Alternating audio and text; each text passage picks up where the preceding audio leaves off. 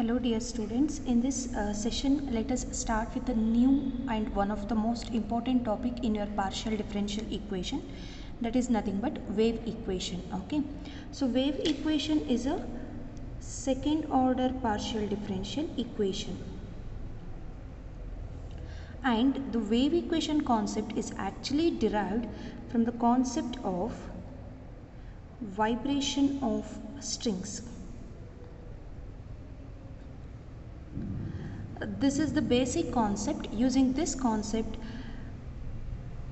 we have wave equation. Okay, so for wave equation there are many practical applications we can see in a real world also. So the main application we can see in the field of physics and in the field of engineering.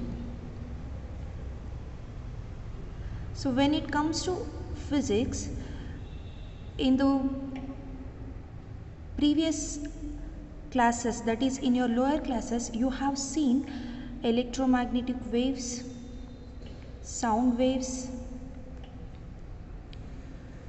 sea waves. These are all the practical applications which comes under your wave equation. Okay, when it comes to engineering, you can connect this topic with fluid mechanics, also with magnetohydrodynamics. These are the major applications for your wave equation. Okay, so now the equation is actually in the form of dou square u by dou t square is equal to c square into dou square u by dou x square. This is nothing but wave equation. Okay, so here you can observe u is a function of x and t. So this is nothing but your partial differential equation. So if you observe here, you will get only one dimension. This is nothing but one dimensional wave equation. If I want to write two-dimensional wave equation, then that is nothing but dou square u by dou t square is equal to c square into dou square u by dou x square plus dou square u by dou y square. This is nothing but two-dimensional wave equation.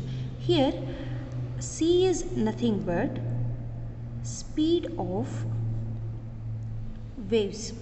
Okay, so if I consider a form or a graph of u of x comma t, you will get a waves. The speed of this wave is nothing but, this is how the speed of the wave will be denoted as c. Okay, so now we can write wave equation as dou square u by dou t square is equal to c square into del square u. I hope you remember your continuum classes. So there we have defined del, right? So del is nothing but dou by dou x in the case of one dimension. Del is nothing but dou by dou x plus dou by dou y in the case of two dimension. Right? So this is nothing but, here I have square, so I will denote that as dou square by dou x square when it comes to one dimensional wave equation. So similarly for two dimensional, it is del square will be dou square by dou x square plus dou square by dou y square. Right? So now the next concept comes to picture is, what is the nature of our wave equation? Nature of wave equation.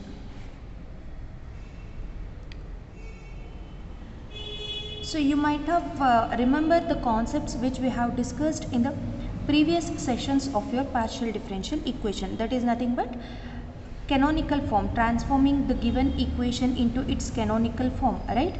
There we have studied the concept of nature of equation, finding the nature of the equation.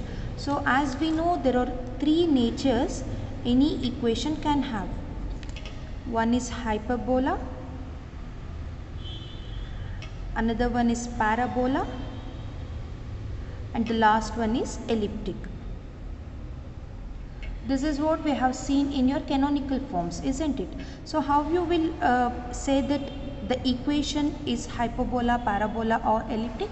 By considering its characteristic form, right? That is nothing but b square minus 4ac. If the value of this is greater than 0, then you say that the nature of the equation is hyperbola.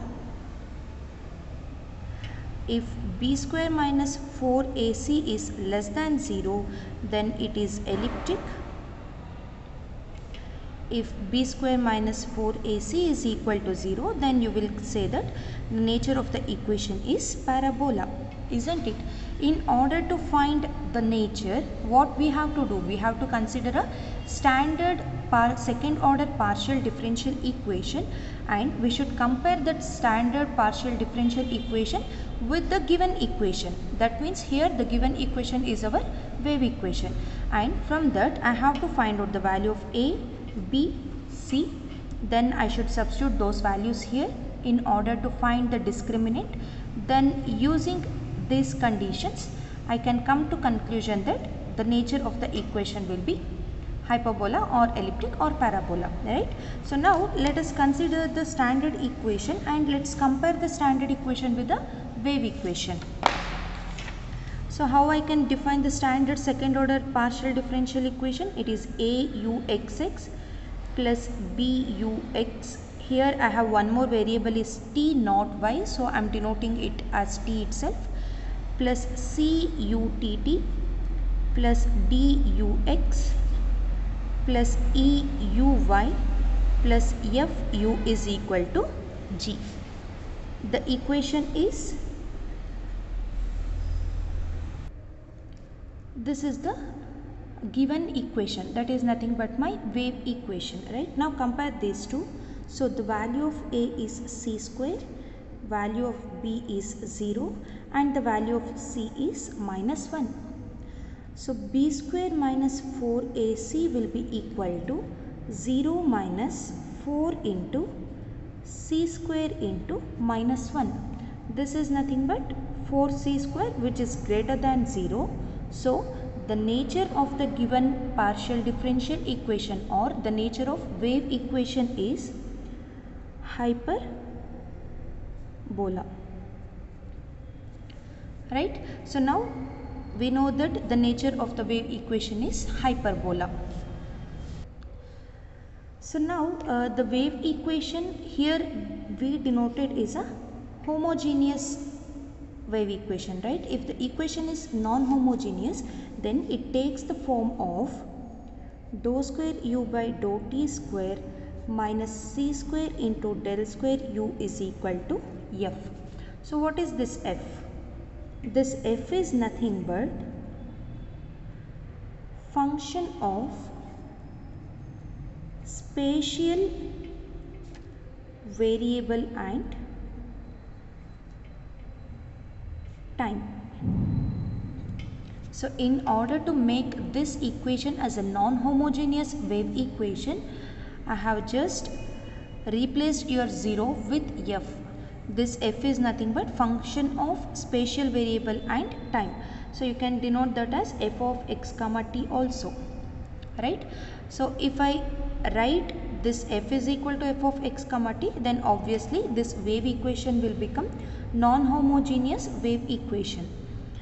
Okay, so now we can solve this wave equation in various methods. The solution, taking solution for this wave equation involves many methods. Under that, we will try to solve using the method of variable or separable method. This is one of the important method which we will be using, variable separable method, and also you can solve this equation, wave equation, using Fourier method, also using Laplace method. Okay, so now let's see one by one. First I will start with variable separable method. Using this concept, let us find the solution for your wave equation. Okay, so first, in order to find the solution of your wave equation, let us define the problem with initial and boundary conditions also. Without initial and boundary conditions, we cannot find the solution. We just obtain a general solution.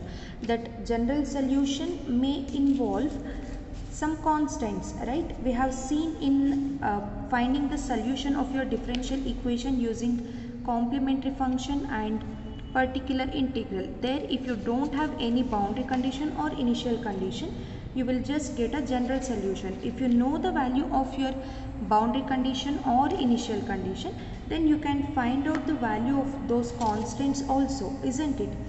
So now for that, what I will do is, I will just consider the problem.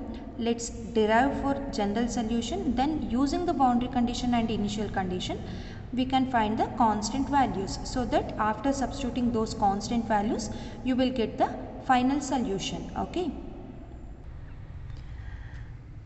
This is my wave equation. UTT means it is nothing but dou square u by dou t square, right? So similarly, uxx is nothing but dou square u by dou x square. This equation, for this equation, the value of x will be in between 0 and L, and t varies from all the values which is greater than 0. Okay, for this, the boundary condition we defined is u of 0 comma t is equal to 0 and u of L comma t is equal to 0. You can observe here the point is changing, right?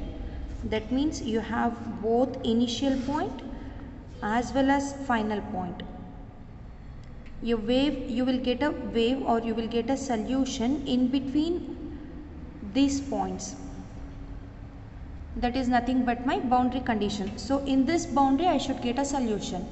That means your solution should satisfy these two conditions. That is nothing but your boundary condition, isn't it? So this is initial condition.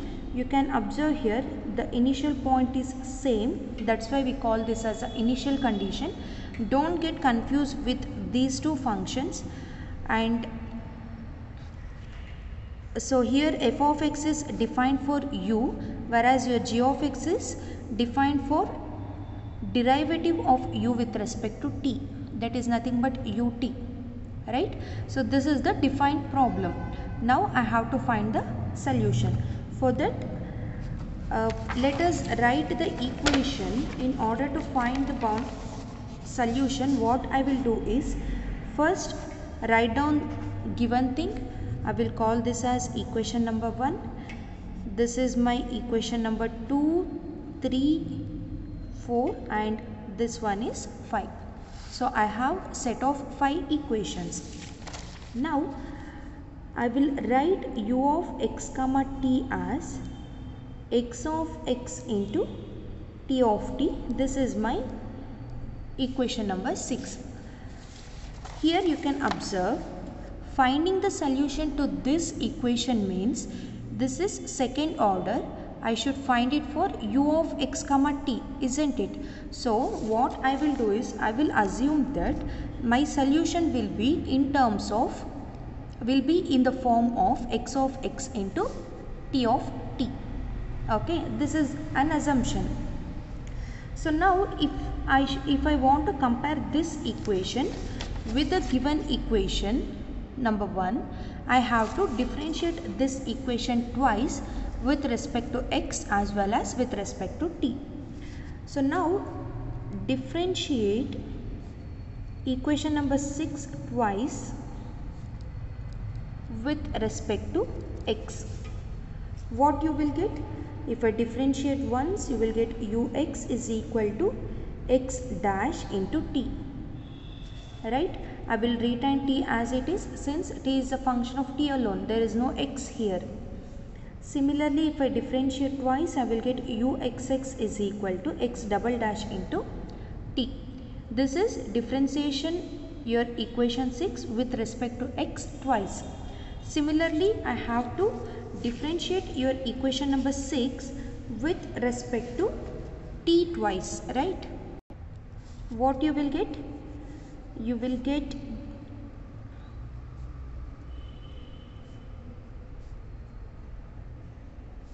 ut is equal to xt dash and utt will be xt double dash. So now what is the next step is, I have to substitute these values in your equation number 1 in order to find the general solution. Okay, so what you will get if you substitute these two? We will be getting your equation 1 will become xt double dash is equal to c square into x double dash t. So since the method is variable separable method, let us separate the variables. So we will be getting t double dash by t is equal to 1 over c square, or sorry, it is c square into x double dash by x. Or you can write this as x double dash by x is equal to 1 over c square into t double dash by t. Right? So now what we will do in the next step is, since x and t, okay, both x and t are independent variables, this equation holds good if each side of this equation is equal to some constant. Even for that constant also this equation holds good. So I will consider that constant as separation constant. The name of the constant is called as separation constant.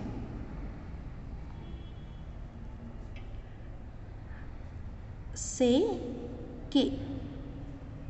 Okay, that means this equation will become x double dash by x is equal to some constant k and 1 over c square t double dash by t is equal to some constant k. These two are separation constants. Okay, so now this equation will become x double dash minus kx is equal to 0. Call this whole equation as equation number 7. So this equation will become equation number 8. Similarly, this equation becomes t double dash minus k c square t is equal to 0. This is nothing but equation number 9. Okay, so now what we have to do is, if you observe here, you can say that depending on the value of k, in both the cases the solutions varies, right? That means k will take three values. One is k is equal to 0, k is greater than 0 and k is less than 0. For these three conditions, your solution, the solution for equation number 8 and equation number 9 varies. First what I will do is, I will consider what happens to my equation when k is equal to 0. This is my case number 1. Okay, so when k is equal to 0, your equation 8 will become x double dash is equal to 0. Call this as equation number A, and equation 9 become t double dash is equal to 0. I will call this as equation number B. Okay, so now if I want to find the solution for these two, what I have to do? I should integrate this equation as well as this equation twice. So x dash will be c1 and x will be c1x plus c2. Right?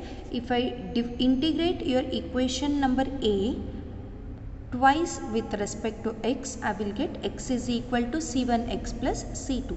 Similarly, I have to integrate your equation number B twice with respect to t. So we will be getting t is equal to c3t plus c4.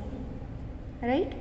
So as we have assumed, the solution will be in the form of u of x comma t into x of x into t of t. Substitute the value of x of x and t of t here. So your u of x comma t will become c1x plus c2 into c3t plus c4. Call this as equation number 10. This is nothing but u of x comma t in the case of k is equal to 0. What is the next step? I have to find out the values of this c1, c2, c3, c4 using my boundary condition as well as initial condition, right? From boundary condition, we have u of 0 comma t is equal to 0. Substitute this value here, you will get u of 0 comma t is equal to c1 into 0 is 0,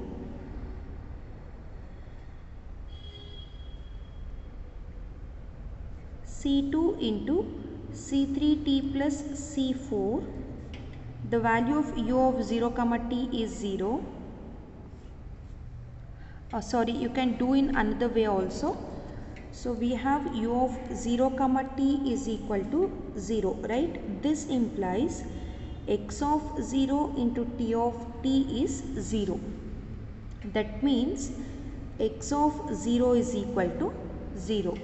Using this, I can say that c1x plus c2 is 0, x is 0. So this implies c2 is equal to 0, right?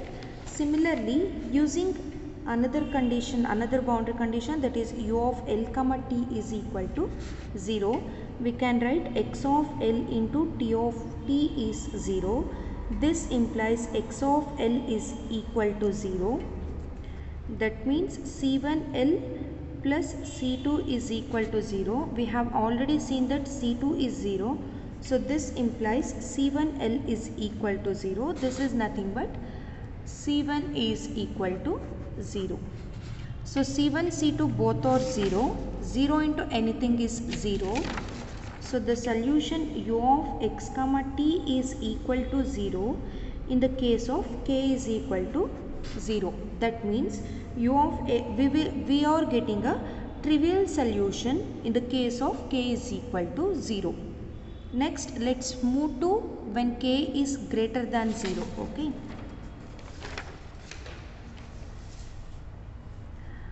Case 2, k is greater than 0. So for k is greater than 0, let us choose a value, say lambda square. This is k is greater than 0. So your equations will become x double dash minus lambda square x is equal to 0 and t double dash minus c square lambda square t is equal to 0. In order to find the solution of these two equations, we can use the concept of considering auxiliary equation and finding the roots of auxiliary equation. From that we can write the complementary function, which is nothing but the solution of these two equations. So auxiliary equation will be m square minus lambda square is 0. So you are getting m is equal to plus or minus lambda. This is the roots. Since the roots are real and distinct, the solution will be c1 e power lambda x plus c2 e power minus lambda x. Similarly, this will be m square minus c square lambda square is equal to 0. M is equal to plus or minus c lambda. So t of t will be c3 e power lambda ct plus c4 e power minus lambda ct. This is t of t, solution of t of t. So again we can write u of x comma t is equal to c1 e power lambda x plus c2 e power minus lambda x into c3 e power lambda ct plus c4 e power minus lambda ct. Right?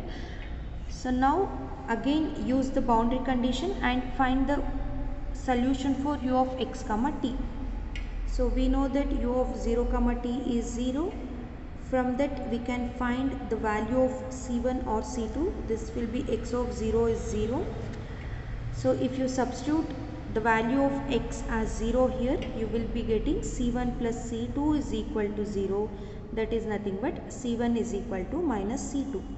Now I have to find out the value of c2. For that I will consider one more condition, that is u of l comma t is equal to 0. Using this we can write c1 e power lambda l plus c2 e power minus lambda l is equal to 0. Since c1 is equal to minus c2, substitute those values, you will get c2 is equal to 0. This is a simple, you can simplify this very easily. Okay. So now since c2 is equal to 0, your c1 will also become 0, right? So substituting c1 and c2 as 0 here, 0 into anything is 0. So again you will be getting a trivial solution in the case of k is greater than 0. Now let's move to third case, that is when k is less than 0. For k is less than 0, I will consider k is equal to minus lambda square. So your equation will become x double dash plus lambda square x is equal to 0 and t double dash plus lambda square c square t is equal to 0. Again take the auxiliary equation, m square plus lambda square is equal to 0. For this, m square plus lambda square c square is equal to 0. So here m will be plus or minus I lambda. Here m will be plus or minus I lambda c. Now we have to write the solution, right? Since I have imaginary part, I will be getting the solution in terms of sine and cos. So u of x comma t will be c1 cos lambda x plus c2 sin lambda x into c3 cos lambda ct plus c4 sin lambda ct. Call this as equation number 12. Again use your boundary conditions, that is equation number 2 and 3. Using equation 2 and 3, you will get c1 will be 0 and u of l comma t is 0. So 0 is equal to c2 sin lambda l. Sin lambda l will be sin n pi. So lambda l is equal to n pi. Lambda is equal to n pi by l. This is the value of lambda. So now your equation 12 will become u of x comma t is equal to c1 is 0. So c2 sin, wherever you have lambda, write it as n pi by l into c3 cos of n pi by l into t plus c4 cos n pi by l into t. Okay, this is the general solution now. So now using the principle of superposition, an acceptable solution of equation 1, that means you have to sum up all the equation for all the values of n, right? For that we can write u of x comma t will be equal to summation n is equal to 1 to infinity sin n pi by l into x c2 sin n pi by l into x into an cos n pi c by l into t. Oh, we have c here, right? Okay, plus bn cos of n pi c by l into t. This is using the principle of superposition. That means we are summing up the solution for all the values of n. Okay, now I have to use the initial conditions in order to find the final solution. Okay, so using initial condition 4 and 5, we can write u of x comma 0 is equal to f of x. This is one of the initial condition. So f of x will become, here wherever we have t, I have to substitute with 0, right? So this whole equation will become summation n is equal to 1 to infinity an sin n pi x by l. Here no need to write the constant C2. Okay, we can just write by considering C2 is equal to 1. So this whole term will become 1. This whole term, this is sine, right? This whole term will become 0. So an into sine n pi by L into x. You might have studied in your lower classes, that is, this is nothing but half range Fourier sine series. Okay, this is half range Fourier sine series where the value of an will be 2 by L integral over 0 to L f of xi into sine n pi xi by L into d xi, and I will call this as equation number 14. This is your equation number 13. This is your equation number 14. Now what we will do is we have to differentiate with respect to t. You have to differentiate this equation with respect to t. So what you will get, ut of x comma t is equal to summation n is equal to 1 to infinity C2 into sine n pi x by L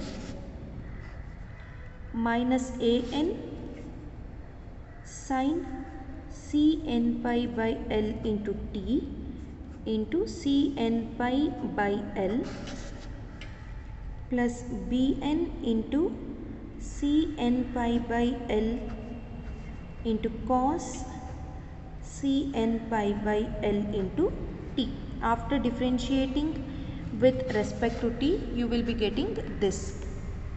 Okay, so now from equation 5, that is using your another initial condition, we have ut of x comma 0 is equal to g of x.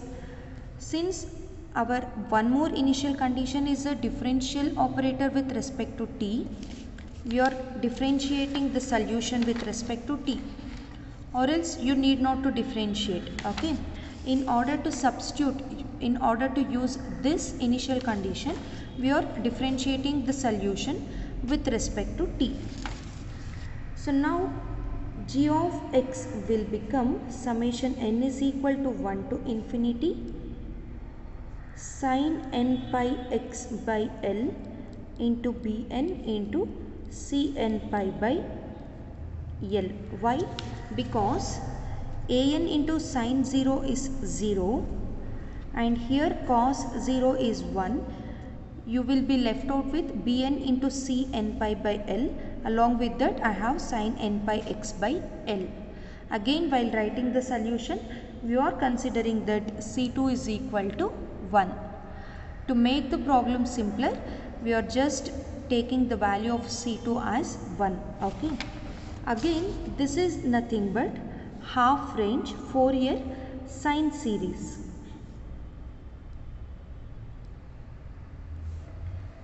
Half range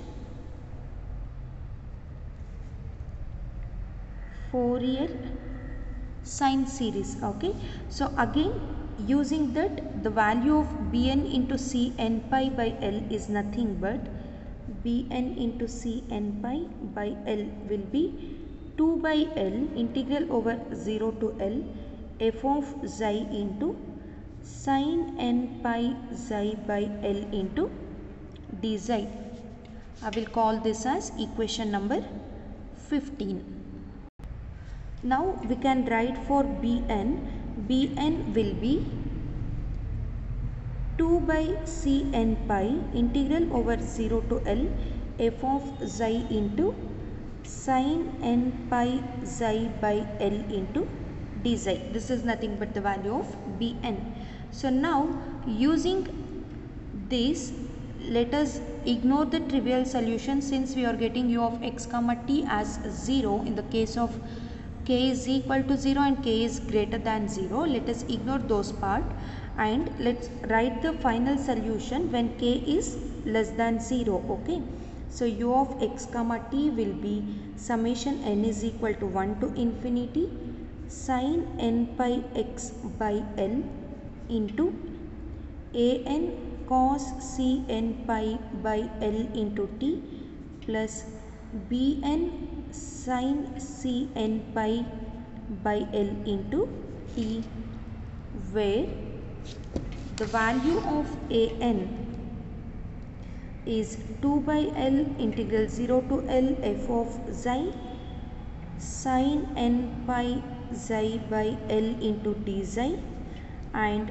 bn is 2 by cn pi integral over 0 to L f of xi sin n pi xi by L into d xi. So this is how we solve the given wave equation using variable separable method. This is a general equation. Here we don't take any value for c and the boundary condition is fixed, right? So let us recall once again what we have done. Initially we have taken a problem with a fixed boundary condition and a initial condition, right?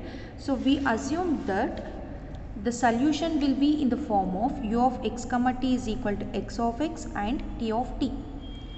So now if I want to compare this equation with my second order wave equation, then I should differentiate this equation twice with respect to x as well as with respect to t. So after differentiating, you will get uxx and utt. Substitute the values of uxx and utt in the given differential equation,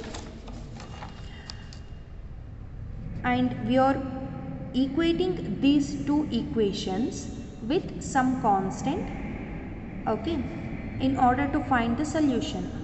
And since the equation holds good for considering any constant, that means by equating with some constant, you will be getting x double dash by x is equal to k and 1 over c square into t double dash by t is equal to some constant k. After simplifying these two terms, you will be getting x double dash minus kx is equal to 0 and t double dash minus k c square t is equal to 0. So obviously depending on the value of k, the solution will vary, right? So now we are considering three cases for the value of k, that is equal to 0, greater than 0 as well as less than 0.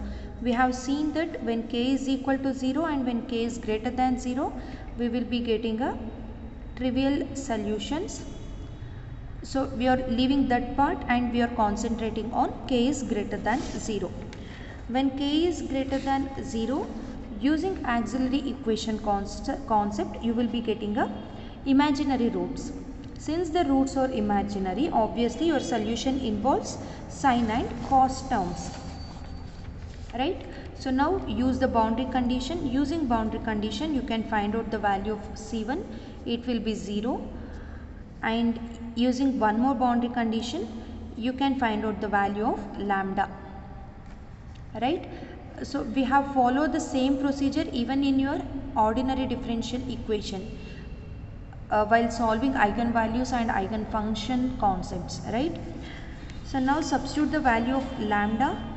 After substituting, you will be getting this equation, and here what we are considering is, we are considering principle of superposition, that is we are concentrating on all the values of n.